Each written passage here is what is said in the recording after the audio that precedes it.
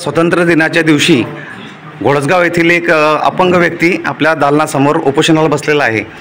त्याचं म्हणणं असं आहे की त्यांनी घरकुलासाठी वेळोवेळी प्रयत्न करूनसुद्धा त्याला वगळण्यात आलेलं आहे। तर त्याचा सरळ आपल्यावर आरोप आहे की BDO मॅडमांकडे तक्रार केल्यावरती म्हणतात आमच्या खात्रीरीतीतली बाब नाही। यावर पण काय सांगा? आमच्याकडे याची बाब तसं नाही प्रश्न, त्याचा ग्रामसभेच्या ठरावात नाव आलेलं होतं 4 नंबरला, दिव्यांग व्यक्ती आहे, परंतु त्यांचे कागदपत्र अपूर्ण आहेत। ते ग्रामपंचायतीने पूर्ण करून आमच्याकडे सादर केलेले नाही, त्याच्यामुळे आम्ही तो प्रस्ताव वरती पाठवू शकलो नाही। म्हणजे त्यांच्याकडे आम्ही कागदपत्र आता पूर्तता करून मागितलेली आहे, त्यांचे कागदपत्र आल्यानंतर आम्ही परत तो प्रस्ताव वरती पाठवू। मॅडम, त्या व्यक्तीचा असा आरोप आहे की जो 10-15 हजार देईल त्यांचेच काम होतं आणि बाकीच्यांच्या वगळण्यात येतं, त्यांनी असा आरोप केला। आरोप आहे तो, पण आम्हाला त्याच्याविषयी काय मला काय म्हणायचं समजा ह्या योजना चालू शासनाच्या योजना, शबरी, रमाबाई, ह्याच्या म्हणजे अनेक योजनांमधून हे घरकुलाचंही चालू आहे। त्याच्यात आपल्याला हस्तक्षेप करण्याचा तर काही अधिकार नाही। हे बघा सर, लोकांना मग आता यांना न्याय देण्यासाठी यांनी जावं। 3ऱ्या-4थ्या पिढ्या गेल्या गावामध्ये लोकांनी केली ना, त्यांनी पण न्याय दिला नाही ना, व्हिडिओ न्याय दिला माहिती मागितली दिला नाही। शेवटी आता तालुका न्याय दंडाधिकारी या नात्याने तुमच्याकडे तुम्ही जिल्हा परिषदेच्या शिवकडे कराल कंप्लेंट आहे। जिल्हा परिषद हे जे महसूल विभागाचं आहे कर्तव्य नाही आहे, समजा हे जिल्हा परिषदेचे त्याला जळगाव जायला कुठून आणेल तो, परंतु त्यांच्याकडे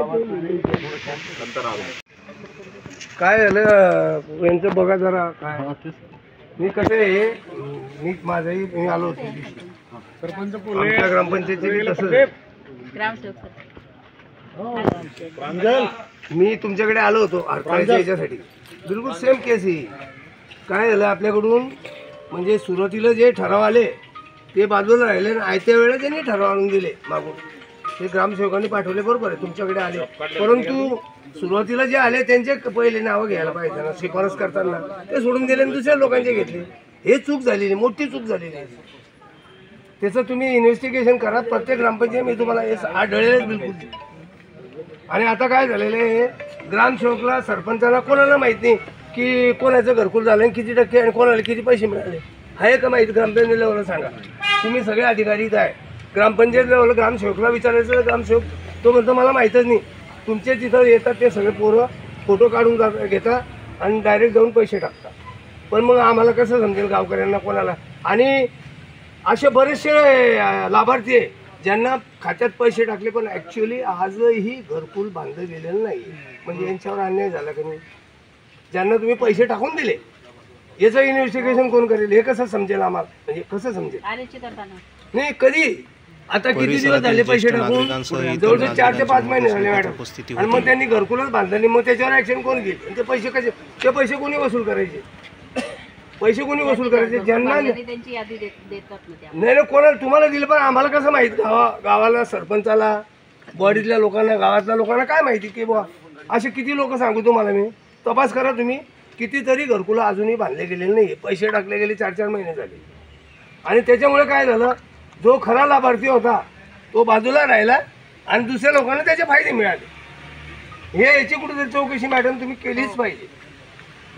तेवढं होत नाही, ते त्यांना विचारायला गेलं तर योग्य उत्तर देत नाही, तर ही परिस्थिती निर्माण झाली नसते त्या दिवशी। सरपंच ग्रामसेवक लोक यांनी नाही मान्य, मला मान्य, मला कसं आहे गाव लेवलचं काम आहे, मला मान्य आहे। नाही तुम्ही काय केले? नाही सांगतो, तुम्ही 89 नंबरचा घेतला आणि पहिल्या याची म्हणला 2रा, 3रा, 4था, 8वा, 7वा, 9वा, 10वा सोडून दिला। त्याच्यासाठी आम्ही आता एक केलेले आहे, जेवढे उद्दिष्टानुसार 12 प्रस्ताव आहे तेवढेच 12 प्रस्ताव घ्यायचे, तेवढेच लाभार्थी घ्यायचे, जास्त घ्यायचे ते मान्य मला। मग ते तुम्ही आता पहिल्या वेळा झालं नाही ना, त्याच्यामुळे हे प्रॉब्लेम झाला ना। त्याच्यातूनच घेतो आम्ही। आवाचे 1.25 लोकांचे अर्ज आले, आवाचे 1.25 तुमच्याकडे आले आणि तुमच्याकडे जसं वाटलं तसं झालं। आणि मी मॅडम एक मिनिट ऐकून घ्या प्लीज, म्हणजे तुम्हाला काही कमी लेखायचा असा विषय नाही, पण इट इज द फॅक्ट की पैसे घेऊन लाभार्थ्यांचं काम झाले हे अगदी सूर्यप्रकाशा इतकं सत्य आहे। 3 ते 5 हजारापर्यंत पैसे ते कोणी घेतले मी तसा आरोप करणार नाही, पण पैसे घेऊन लाभार्थ्यांचं सिलेक्शन झालंय हे 101% खरं आहे. आता याच्याबद्दल तुम्ही बघा काय करायचं. कुठून आला नाही हे कोणतं हे अपेक्षित उत्तर नाही. एक व्हिडिओ दर्जाच्या व्यक्तीनं असं उत्तर आता मॅडम काय झालं त्याच्यात काय झालं या काही टाइमपास नाही आहे, काही शुल्लकपणा नाही, या काही फालतूपणा नाही. नाही मागतोय तुमच्याकडे तो प्रस्ताव आहे ना, कोणता प्रस्ताव? हे बघा ना, प्रस्ताव आहे त्यांचा. आणि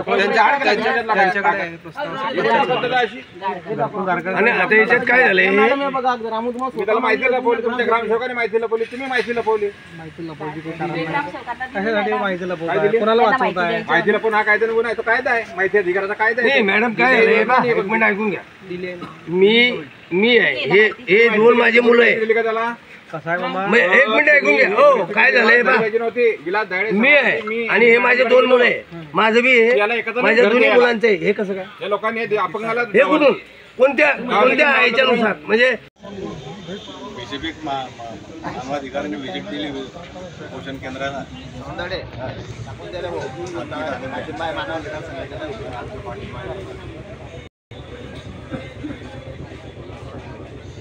ठिकाणी आमरण उपोषण मांडलेलं आहे. काय आपल्या मागण्या आहे? ग्रामपंचायतमध्ये घरकुलं देण्यात येतात, याच्यात अगोदर ग्रामपंचायतची कोणतीही समजा अशी जाहिरात किंवा गावात फिरवली जात नाही दवंडी. त्याच्यामुळे जे ज्यांना लाभ मिळतो ते तिथे जाऊन सह्या करून येतात चुपचाप. मी 6 महिने झाले याच्यामध्ये फिरत असतो. व्हिडिओ मॅडमकडे गेलो तर त्यांचं म्हणतात ते आमच्या अखत्यारीत येत नाही.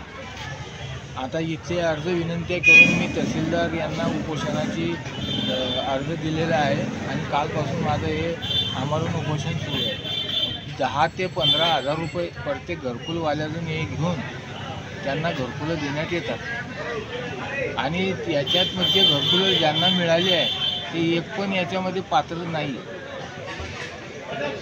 कुठल्या अधिकाऱ्यांनी भेट दिली का तुमच्याकडे? तहसीलदार येऊन गेलेले आहे. का आश्वासन दिलं? ते तहसीलदार बोलले की मी व्हिडिओंना सांगतो आता लिहून द्यायचं की यांना 15 दिवसाच्या आत चौकशी करून हे निकाली काढण्यात यावं. आज भारत स्वातंत्र्य झाला आणि स्वातंत्र्य दिनाच्या दिवशी तुम्हाला उपोषणाला बसावं लागतं.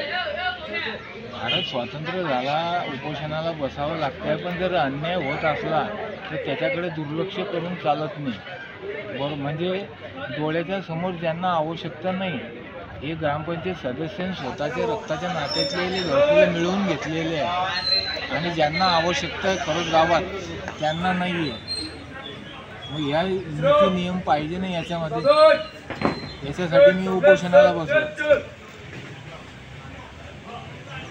तुमचं नाव काय? पूर्ण नाव सांगा. माझं नाव दिनेश गोविंदा धायडे. ते सांगा तुम्ही. असून वेळोवेळी मी या प्रकरणामध्ये व्हिडिओ मॅडमला भेटलेलो आहे. त्या म्हणता आमच्या अखत्यारीमध्ये ग्रामपंचायतचा ठराव जसा येतो त्याच्यानुसार आम्ही कामकाज करतो. हे माझ्या अखत्यारीत येत नाही.